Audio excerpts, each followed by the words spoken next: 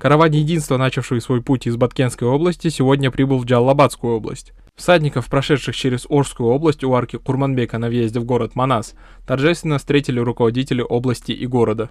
Көчмөндөр оюндарын алкагында уюштурулуп жаткан 40 райондун 40 күндүк жүрүш аталышындагы биримдик. В рамках Всемирных игр кочевников проходит 40-дневный конный маршрут «Караван единства». Мы начали путь из Лейлека. В каждом районе нас встречают жители, и к нам присоединяются новые участники. Передавая флаг, мы показываем единство нашего народа и вместе продолжаем этот путь. Биримдиктин алкагында бири-бирине дух берип. Торжественная встреча каравана продолжилась приветственными словами представителей местной власти. Они отметили важность сохранения исторического наследия и развития интереса к культуре кочевников среди молодежи.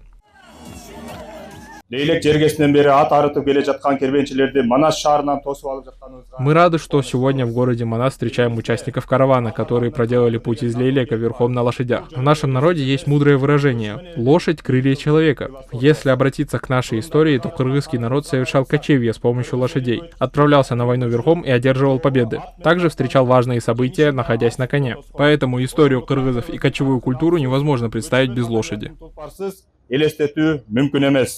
В состав каравана входят всадники из разных регионов страны. К участникам, прибывшим из Баткенской и Орской областей, сегодня присоединились наездники из Ноокенского и Базар-Хоргонского районов Джалалабадской области.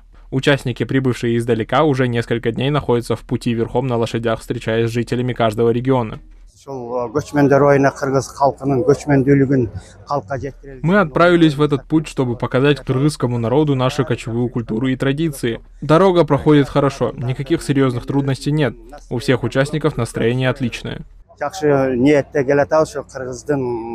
По словам координаторов каравана, участники проведут 2 дня отдыха на территории Сузакского района. После этого они продолжат маршрут через Тогуз-Торо и направятся к конечной точке – Исыкульской области. Айданбек Такиев, Бийбек Джумабаев, ЛТР, Джалалабадская область.